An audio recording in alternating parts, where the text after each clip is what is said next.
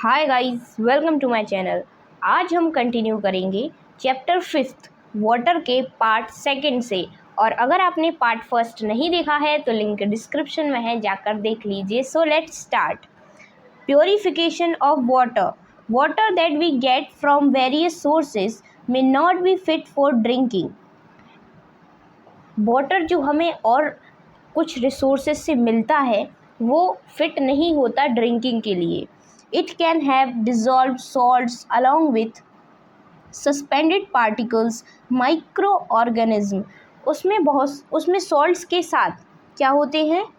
सस्पेंडिकेट particles होते हैं, suspended particles होते हैं, इम्प्योरिटीज़ होती हैं मीन्स, और माइक्रो ऑर्गेनिज्म भी होते हैं। ये देखिए, हम प्रोसेस देख रहे हैं कि जैसे कि रेन होती है, फिर उसके बाद क्या होता है? रेन के बाद कैसे आता है वाटर? देखिए, रेन होती है, फिर रिवर में आता है, फिर क्या होता है? सेडिमेंटेशन टैंक में जाता है, जहाँ पर ट्रीट किया जाता है इसको एलम के साथ। फिर सैंड लेयर, उसको फिल्टर किया जाता है, सैंड लेयर को फिल्टर किया जाता है। फिर क्लोरीनेशन होता है, फिर पंप हाउस में जाता है वाटर, उसके बाद स्टोरेज टैंक में स्टोर होता है, और फिर मेन सप्लाई से सभी के घरों में सप्लाई किया जाता है वाटर। तो रेन होने के बाद इतनी प्रोसेस होती है, तब वो वाटर जो होता है वो पीने के लायक बनता है। Fact zone. Only pure water boils at 100 degree Celsius at 1 atm pressure or freeze at 0 degree Celsius. This can be used as a test of purity of water. जो प्योर वाटर होता है वो ही 100 डिग्री सेल्सियस पर boil करता है। Pressure क्या होता है उस टाइम पर? 1 atm मीन्स 1 एटमॉस्फेरिक प्रेशर होता है, और फ्रीज करता है 0 डिग्री सेल्सियस पर। सिर्फ प्योर वाटर के साथ ऐसा होता है, और ये मतलब कि एक टेस्ट होता है जिससे कि पता चलता है कि वाटर प्योर है। Before the water is supplied to home and suspended particles are filter out and microorganism are killed. आपके घर तक आने से पहले वाटर में जो प्रेजेंट होते हैं सस्पेंडेड पार्टिकल्स, उनको फिल्टर किया जाता है, और माइक्रो ऑर्गेनिज्म जो होते हैं उनको किल किया जाता है। The process of removing undesirable chemicals, biological contaminants and suspended solids and gases from contaminated water is called purification of water. जब भी रिमूव किया जाता है अनडिज़ायरेबल केमिकल्स को, बायोलॉजिकल कंटेमिनेंट्स को, और जो उसमें जो सस्पेंडेड सॉलिड्स होते हैं, गैसेस होती हैं कंटेमिनेंट वाटर में, उस प्रोसेस को वाटर से अलग किया जाता है इन सबको। तो उस प्रोसेस को हम कहते हैं purification of water. The goal is to produce water fit for a specific purpose. Most water is disinfected for human consumption. The following steps are taken to purify water for natural source. देखिए, अब इनमें क्या क्या process होती है। Filtration. In this process, water is filtered through sand filters which consist of a bottom layer of graded gravels, middle layer of coarse sand, and top layer of very fine sand. The filtered water is further purified by chlorination and aeration. Filtration जो process होती है उसमें जो sand particles होते हैं उनको filter किया जाता है। तो वो कैसे में आ जाते हैं? जो बॉटम लेयर हो जाती है उसमें बड़े ग्रेवल्स आ जाते हैं, और उससे जो मिडिल जो मीन्स ना ज़्यादा छोटे होते हैं और ना ज़्यादा बड़े जो पार्टिकल्स होते हैं वो मिडिल लेयर में हो जाते हैं शिफ्ट, और जो ऊपर की टॉप लेयर जो होती है वहाँ पर फाइन पार्टिकल्स रुक जाते हैं। इस प्रोसेस को हम फिल्ट्रेशन कहते हैं। फिल्ट्रेशन के बाद क्या होता है? क्लोरीनेशन और aeration. Chlorination. It is the process of adding chlorine to water. This method is used to kill certain bacteria and other microbes in tap water as chlorine is highly toxic. क्या होता है कि इसमें ये जो process होती है, इससे हमें इसके नेम से ही पता चल रहा है कि क्लोरीन का यूज़ कर रहे हैं हम इस प्रोसेस में। इस प्रोसेस में हम क्लोरीन को ऐड करते हैं वाटर में, और क्लोरीन जो होती है वो किल कर देती है बैक्टीरियाज को और अदर माइक्रोब्स को जो टैप वाटर में प्रेजेंट होते हैं। इन particular, chlorination is used to prevent the spread of waterborne disease such as cholera, dysentery, typhoid etc. और ये बहुत सारी डिसीज़ जो कि वाटरबॉर्न मतलब जो वाटर में जन्म लेती हैं जो डिसीज़ेस, उनको भी किल करता है, उनसे भी हमें क्या करता है, प्रिवेंट करता है, उनके माइक्रो ऑर्गेनिज्म को वाटर से किल कर देता है ताकि वो हमें नुकसान ना पहुंचाएं। Aeration, simple exposure of water to air और spraying it through fountains is the usual method of aeration.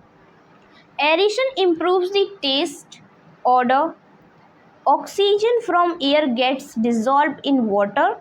Dissolved oxygen helps in purification of water by killing the bacteria. This also removes any odor present in water. ये simple जो होता है exposure होता है कि कोई air को water में स्प्रेड करने का, इसको स्प्रे किया जाता है, जैसे कि जो इस ताकि एरेशन के द्वारा क्या होता है कि इम्प्रूव हो जाता है टेस्ट और ऑर्डर, उसका जो टेस्ट होता है और ऑर्डर होता है वो इम्प्रूव हो जाता है। ऑक्सीजन जो होती है from air gets dissolve in water, air से वाटर में डिज़ोल्व हो जाती है, और dissolved oxygen help in purification of water, और जो डिज़ोल्व ऑक्सीजन होती है वो जो वाटर में प्रेजेंट क्या होते हैं, बैक्टीरियाज, उनको किल करने में हेल्प करती है।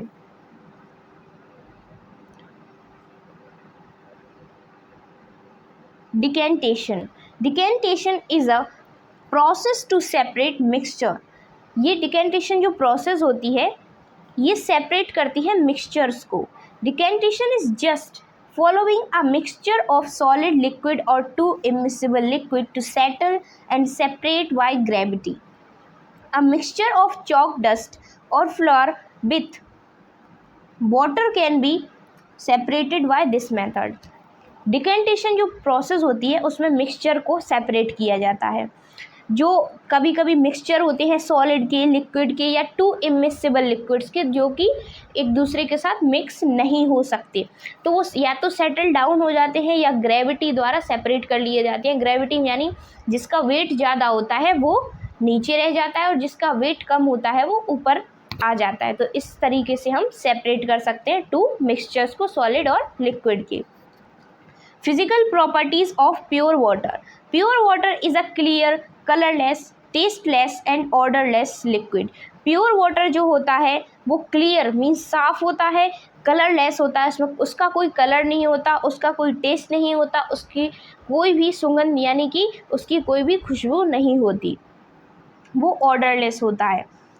Pure water boils at 100 degrees Celsius. If the impurities are present in water, the water boils at a temperature greater than 100 degrees Celsius.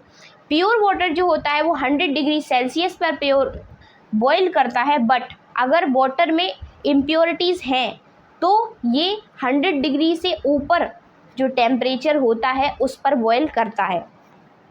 Pure water freeze at 0 degree Celsius if impurities are present in water. Water freezes at a temperature less than 0 degree Celsius. Pure water जो होता है वो freeze कर जाता है 0 degree Celsius पर अगर इसमें इम्प्योरिटीज प्रेजेंट हैं तो वो 0 डिग्री सेल्सियस से कम टेम्परेचर पर क्या करेगा, फ्रीज करेगा। मीन्स जो इम्प्योरिटीज़ होती हैं वो इसके बॉइलिंग पॉइंट को और फ्रीजिंग पॉइंट को डिस्टर्ब कर देती हैं। Pure water is a bad conductor of heat and electricity. जो प्योर वाटर होता है वो बेड कंडक्टर होता है हीट और इलेक्ट्रिसिटी का। Water can be dissolve most of the substances, it is therefore known as an universal solvent. Water को universal solvent कहा जाता है क्योंकि जितने भी ज़्यादातर सब्सटेंसेस हैं वो वाटर में डिज़ोल्व हो जाते हैं, वाटर में डिज़ोल्व करने की क्षमता होती है, इसलिए उसे हम सॉल्वेंट कहते हैं।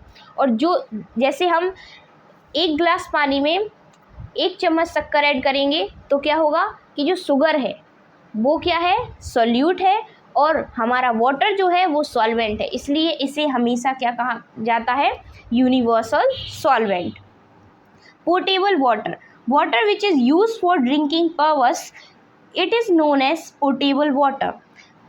जो वाटर हम यूज़ करते हैं ड्रिंकिंग पर्पस के लिए उसको हम क्या कहते हैं, portable water. Drinking water should have the following characteristic, drinking water जो होता है उसमें ये कैरेक्टरिस्टिक होनी चाहिए। It should be colourless, it should be odorless, it should be clean and transparent, it should be free from harmful bacteria। ये सारी जो कैरेक्टरिस्टिक्स हैं वो उसमें होनी चाहिए। बॉइलिंग मेक्स वाटर पोर्टेबल, जो बॉइलिंग होती है वो पानी को पीने लायक बना देती है। In our houses we can different method to make water portable. Water obtained from the source is filtered before use. Those who depend on wells for the supply of drinking water drop a few crystals of potassium permanganate into the well. Potassium permanganate, being a germicide, kills the germs in water, making it safe for use. It is advisable to boil the water to be used for drinking. Most of the germs are killed on boiling. ज़्यादातर जो house में पानी आता है, हमारे घरों में जो पानी आता है वो पोर्टेबल वाटर बनने से पहले उसको प्योरीफाई किया जाता है, डिफरेंट मेथड से उसको पोर्टेबल बनाया जाता है। वाटर जो सोर्सेज होते हैं वहाँ पर फिल्टर किया जाता है यूज़ करने से पहले।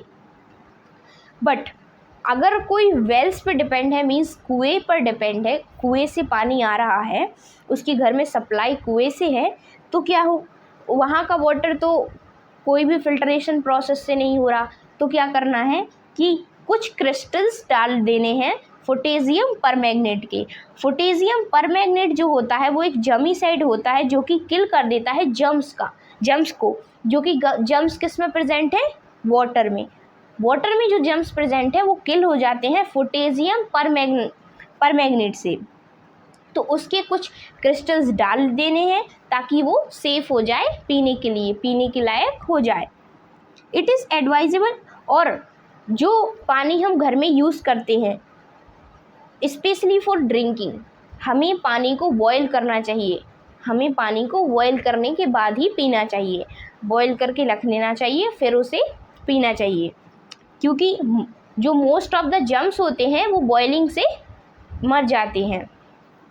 अब हमारा वाटर जो होता है वो ड्रिंकिंग के लिए एकदम ठीक है।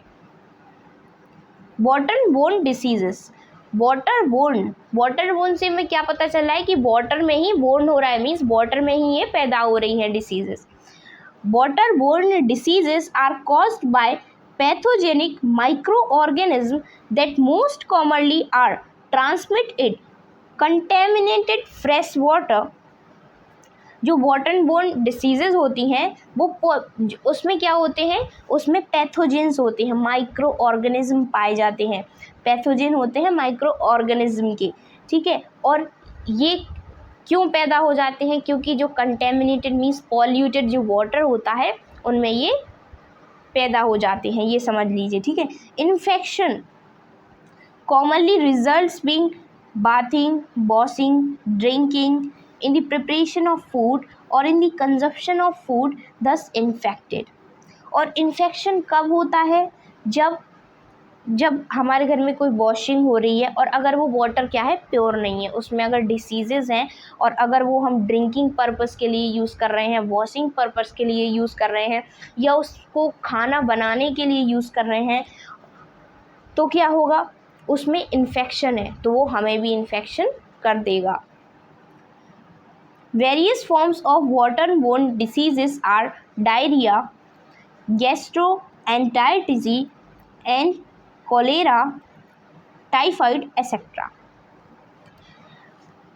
Diarrhea. It is the condition that involves frequent discharge of watery feces, sometimes containing blood and mucus.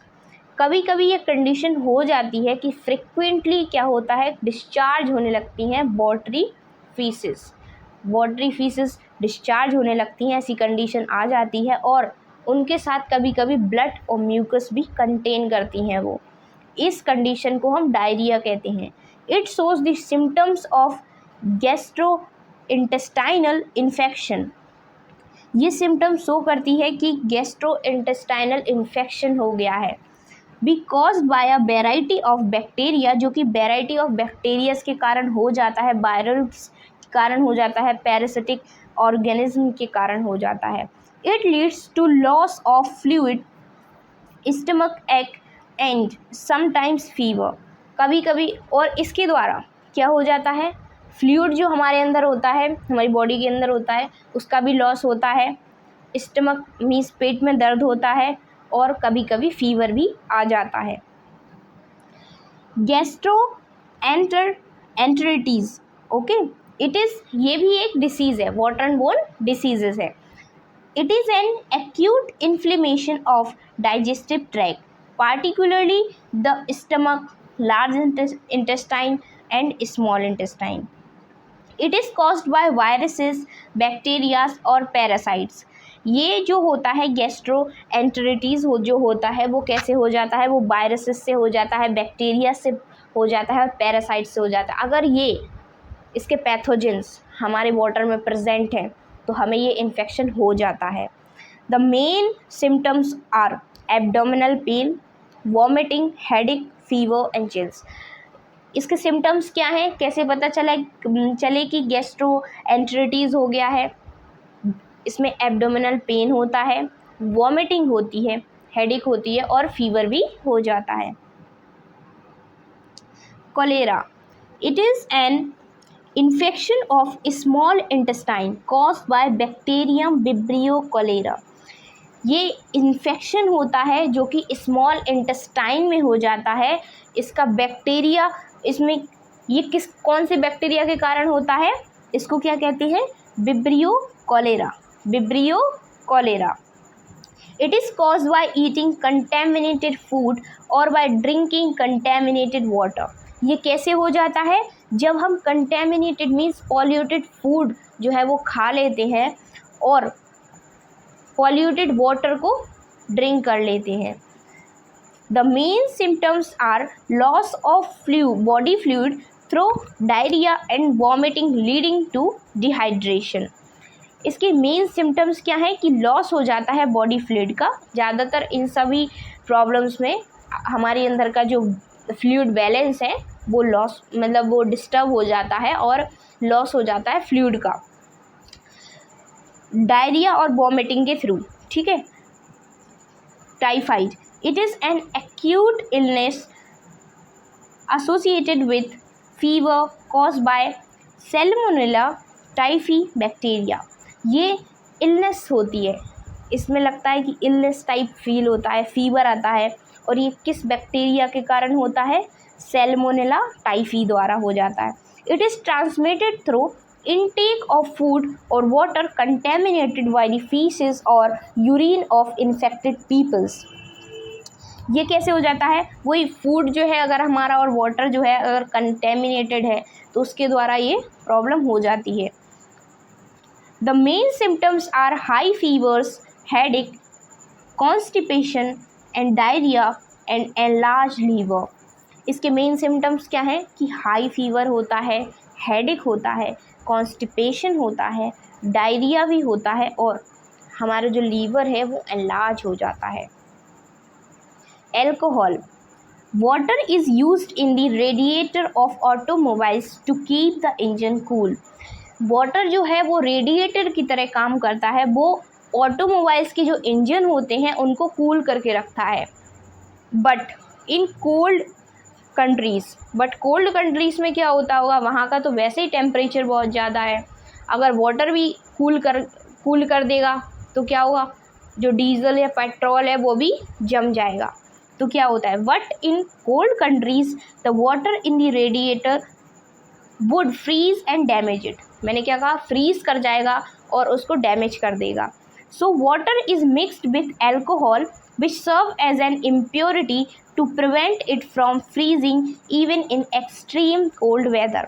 तो क्या होता है, कोल्ड कंट्रीज़ में एल्कोहल के जो वाटर होता है उसको एल्कोहल के साथ मिक्स करके पेट्रोल या डीजल में डाला जाता है, जिससे कि क्या होता है कि एल्कोहल जो है वो एक्ट करती है इम्प्योरिटी की तरह। मैंने क्या कहा, अगर इम्प्योरिटीज़ होगी तो 0 डिग्री सेल्सियस से कम टेम्परेचर पे, मीन्स बहुत कम टेम्परेचर चाहिए होगा तब वो फ्रीज़ होगा, तो उसको मिक्स कर दिया जाता है, जो कि प्रिवेंट करता है उसको फ्रीज़ करने से, ताकि फ्रीज़ ना हो और हमारे जो ऑटोमोबाइल्स हैं वो चलते रहे। तो जहाँ पे एक्सट्रीम कोल्ड वेदर होता है वहाँ पे एल्कोहल और वाटर को मिक्स करके यूज़ किया जाता है रेडिएटर की तरह। सो बच्चों, आज के लेक्चर में बस इतना ही, आगे के लेक्चर में हम कंटिन्यू करेंगे। So stay happy, stay motivated and God bless you all. Have a nice day. Thank you.